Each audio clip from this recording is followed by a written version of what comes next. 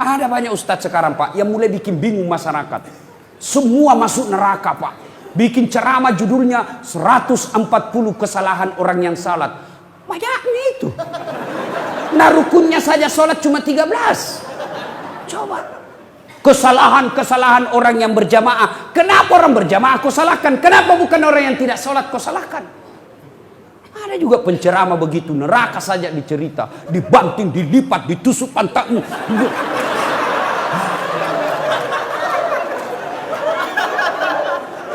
Itu saja ceramahnya Pak, bid'ah saja. Bid'ah masuk neraka. Nenekmu punya neraka.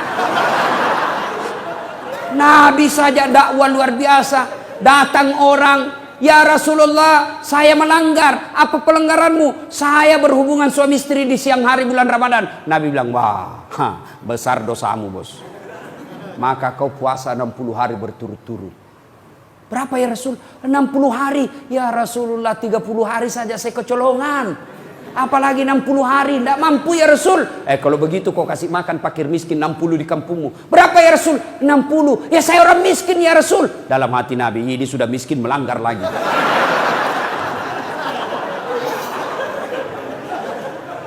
Kata Nabi kalau begitu, sudah, kau bawa ini kurma, bawa kau di kampungmu ini, kasih cari orang miskin. Ya Rasulullah, saya paling miskin di kampungku.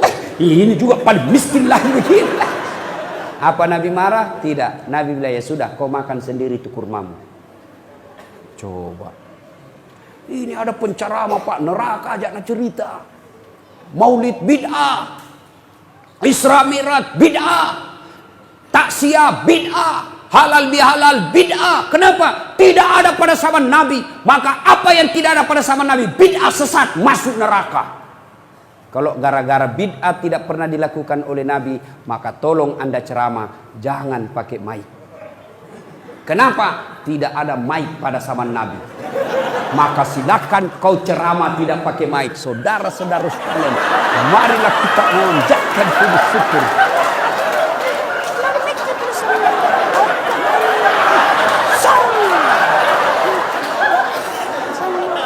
Iya toh?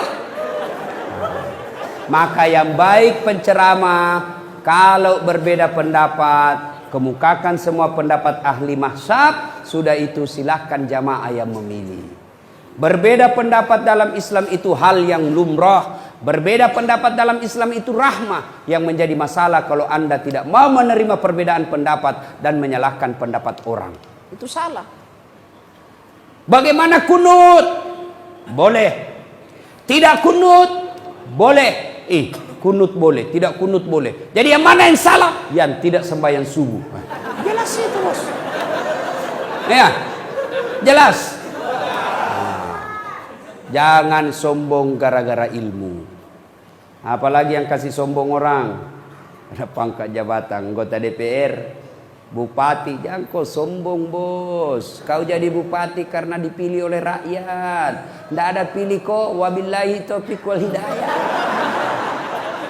Anggota DPR, jangan kau sombong. Kau jadi duduk anggota DPR karena ada rakyat memilihmu. Anggota DPR kalau mau dipilih kayak pengemis, tolong bang, kasihan saya. Kalau bukan kau, mati saya, di malu saya. Tolong kasihan, tolong bang, idik mati ko si idik, mandi ko dek gagai idik mati kak kasihan.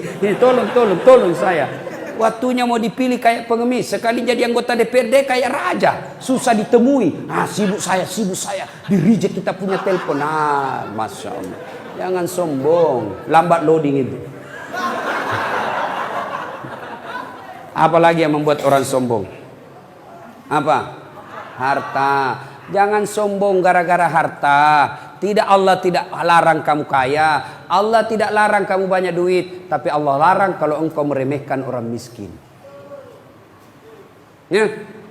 Jangan sombong gara-gara kaya. Allah marah. Nah tegur ki seperti tsunami di Palu, gempa di Donggala. Sekejap tidak sampai 5 menit miskin.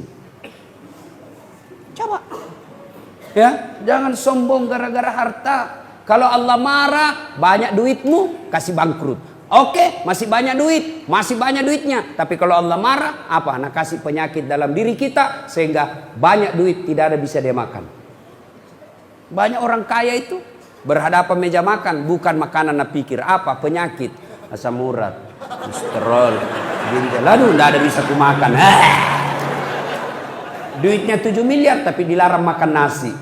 Apa enaknya? Dilarang makan nasi, dilarang makan garam, dilarang makan gula, dilarang makan petsin, dilarang makan daging, dilarang makan, semua dilarang. Apa yang bisa makan? Ubi rebus. 7 miliar uangnya di ubi bisa makan. Cilaka ngana.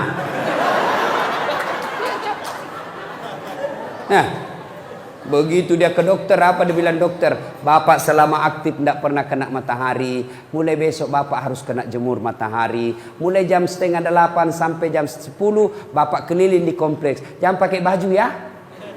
Nah, bapak pakai celana pendek. Jangan pakai sendal. Kelilinglah dia di kompleks dari 7:30 sampai jam 10 tidak pakai baju, pakai celana pendek, tidak pakai sendal. Apa bedanya sama gembel? Jangan sombong gara-gara harta. Apalagi yang membuat biasa orang sombong? Karena popularitas. Kaya, cantik. Nah, ibu-ibu jangan cantik. Kenapa? Cantik ada batasnya. 17 tahun sweet 17. Cantik memang menggoda. Setiap kau tersenyum satu kampung terpesona. 17 tahun. Tapi balik itu angka 17. 71. Masih cantik kok. Senyum lari cucumu. Dikira mau digigit. Hah? Berhenti sombong. Allah tidak mencintai orang yang sombong. Allah melaknat orang-orang yang sombong. Kenapa? Sombong itu pakaian Allah, tidak boleh kalian pakai. Kenapa? Itulah sebabnya Asmaul Husna yang kita baca tadi, satu dari 99 nama Allah ada disebut Al-Mutakabbir. Apa itu? Yang maha kaya, yang maha sombong. Kenapa Al-Mutakabbir? Maha sombong. Kenapa Allah maha sombong? Karena memang hanya Allah yang tak terbatas. Apa yang disombongkan kita, Pak? Di atas langit ada langit. Bapak kaya, masih ada lebih kaya dari Bapak.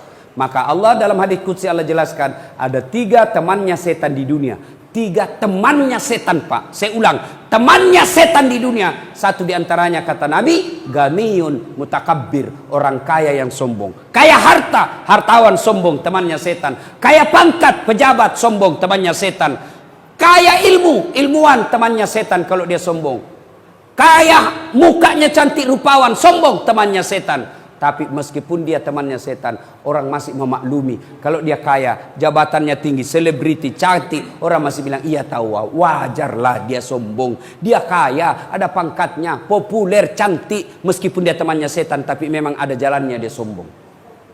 Tapi kalau sudah jelek, pengangguran, tidak terkenal, hitam, bau mulutnya, busa-busa kalepanya, sombong lagi. Bukan mahkotamannya setan, tapi kau sudah jadi setan cilaka. Ada sombong di sini? Ada.